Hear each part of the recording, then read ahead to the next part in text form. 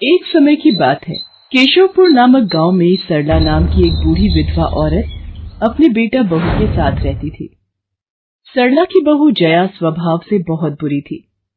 वो रोजाना सरला से बात बात पर लड़ती रहती थी। सरला का पति किशन शहर में मजदूरी करता था, इसलिए वो कभी कभी ही गांव आ पाता था। किशन शहर से घर खर्चे के लिए पैसे भेजता तो 2 लिफाफे भेजता, एक अपनी माँ के नाम और एक अपनी पत्नी के नाम। पर जया सरला के पैसे भी अपने पास ही रख लेती थी। ऐसे ही एक दिन, ये सरला देवी और जया जी के नाम के मनी ऑर्डर हैं। लाओ लाओ भैया, जल्दी से मुझे दे दो। ये सरला देवी के हस्ताक्षर करके ही उन्हें मिलेगा। माँ जी आराम कर रही हैं, लाओ मैं अंगूठा लगवा कर लाती हूँ। ए बुढ़िया, जल्दी से इस कागज पर अंगूठा लगा दे। भैया मनी ऑर्डर मुझे दे दो। जया सारे पैसे अपने पास रख लेती है और अपने और बेटे बिट्टू के लिए खाने पीने की चीजें खरीद लाती है। माँ बहुत भूख लगी है। ये देख मैं तेरे लिए कितने सारे पकवान लाई हूँ, पूड़ी, छोले, समोसे, कचौड़ी। चल हम दोनों मिलकर खाते हैं, मजा आ जाएगा। जया बहू, बहुत भूख लगी है, सुबह से कुछ भी नहीं खाया है। अगर थोड़ा सा कुछ खाने को मिल जाता तो। पता नहीं इस बुढ़िया को कितनी भूख लगती है, जब देखो हम माँ बेटे के खाने पर नजर लगाती रहती है। ये ले पकड़, आधी कचौड़ी दे रही हूँ, अब रात तक कुछ खाने को नहीं मिलेगा। और तुझे तो मैंने बोला था कि कपड़े धो देना, तेरे से अभी तक कपड़े नहीं धुले। ये कचौड़ी खाकर चुपचाप सारे कपड़े धो देना, नहीं तो मुझसे बुरा कोई नहीं होगा। बेचारी सरला कचौड़ी का एक टुकड़ा खाकर भला क्या पेट भरती। वो फिर से दोबारा काम पर लग जाती है। एक दिन किशन शहर से वापस आने वाला था। जया को पता था कि जब किशन सरला से पूछेगा कि वो उसे पैसे बराबर भेजता है तो उसे मिलते हैं या नहीं। ये बात सोचकर जया थोड़ा घबरा जाती है और वो सरला से कहती है, ओ बुढ़िया, अगर तूने अपने बेटे से कहा कि तुझे उसके भेजे हुए पैसे नहीं मिलते तो मुझसे बुरा कोई नहीं होगा। वो तो एक दिन रहकर चले जाएंगे, उसके बाद जो मैं तेरा हाल करूंगी ना, फिर तू देखती रह जाएगी। इसलिए अपने बेटे के सामने दुखड़े रोने की कोशिश मत करना। नहीं बहू, मैं किशन को कुछ नहीं कहूंगी। माँ, मैंने तुम्हें पैसे भेजे थे, वो तुम्हें मिल गए थे ना? अरे आप बिना कैसी बातें करते हो, माँ जी को मैं बराबर से पैसे देती रहती हूँ। माँ जी ये लो गरम गरम पनीर के पकौड़े, आप भी खाओ। किशन 2 दिन रहकर शहर वापस चला जाता है।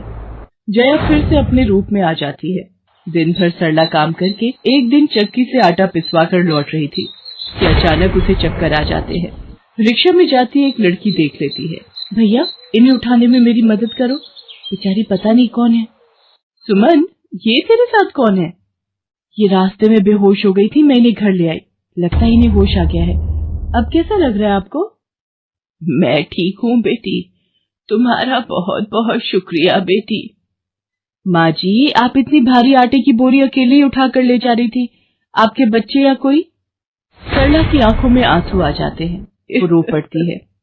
माँ जी, कोई परेशानी है तो आप हमसे कह सकते हो, मुझे लग रहा है आप बहुत परेशानी में हो। क्या करूं बेटी, मैं इस जीवन से हार गई हूँ।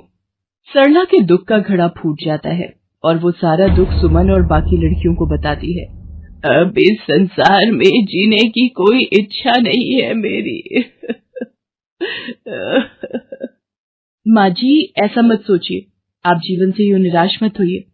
अब आप अपनी बहू के पास वापस मत जाना, आप यहाँ हमारे साथ रहो। बेटी, तुम बहुत अच्छी हो, भगवान तुम्हारा भला करे। तुम लोग यहाँ गांव में रहती हो क्या?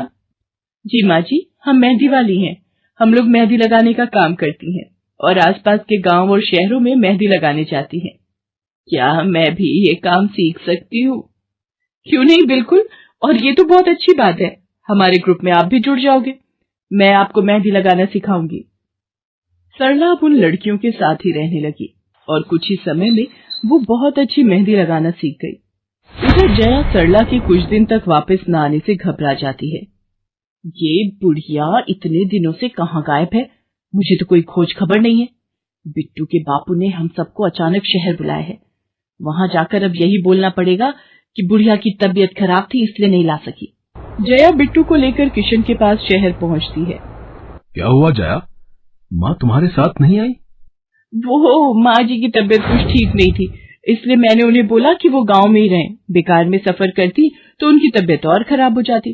पर तुमने मुझे अचानक क्यों शहर क्यों बुला लिया? अरे वो हमारे सेठ जी की लड़की की शादी है, इसलिए उन्होंने बोला कि कोई ऊपर के कामों के लिए मिल जाए। मैंने सोचा तुम्हें बुला लेता हूँ, और माँ भी थोड़े दिन के लिए मेरे पास रह लेगी।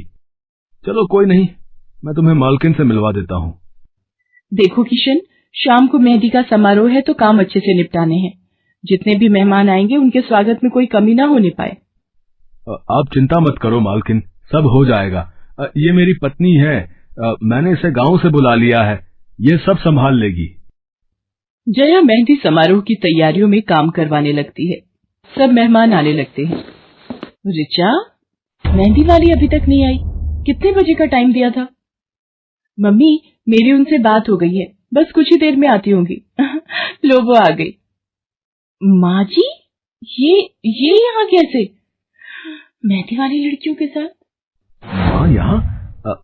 जया, तुम तो कह रही थी कि माँ बीमार है और गांव में है, पर माँ मेहंदी वाली लड़कियों के साथ क्या कर रही है? मुझे कुछ समझ नहीं आ रहा। मैं माँ के पास जा रहा हूँ।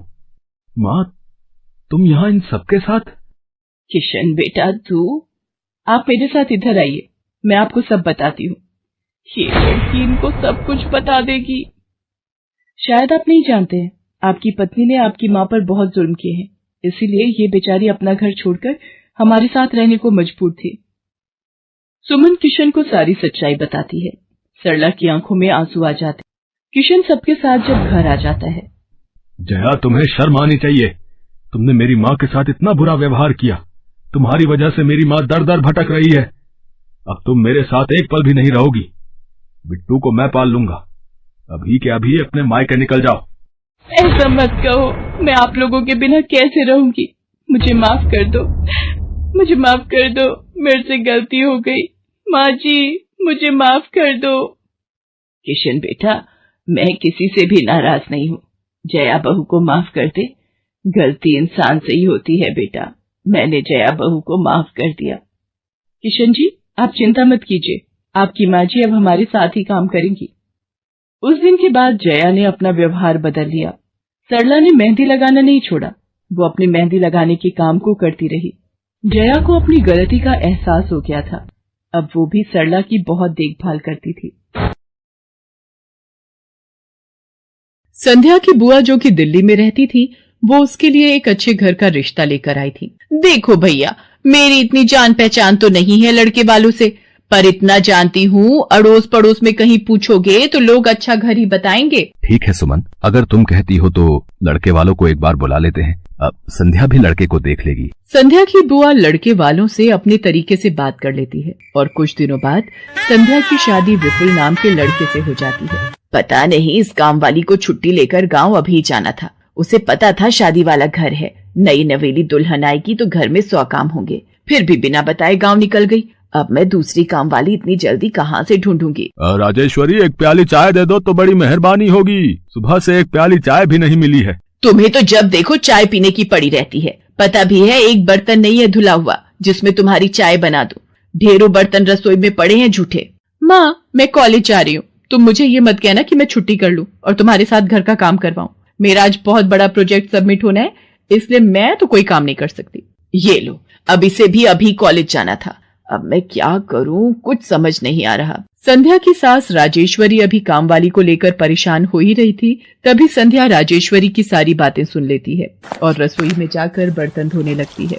अरे संध्या बहू, तुम ये रसोई में क्या कर रही हो? हटो हटो हटो, ये झूठे बर्तन तुमसे थोड़ी करवाऊंगी। अभी तुम्हारे हाथों की मेहंदी भी नहीं उतरी।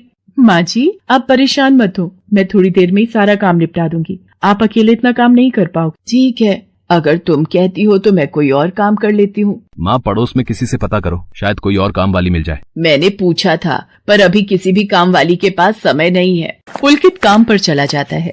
संध्या सारे घर का काम करती है। अब तो रोजाना ही ऐसा होने लगा। काम वाली तो थी नहीं।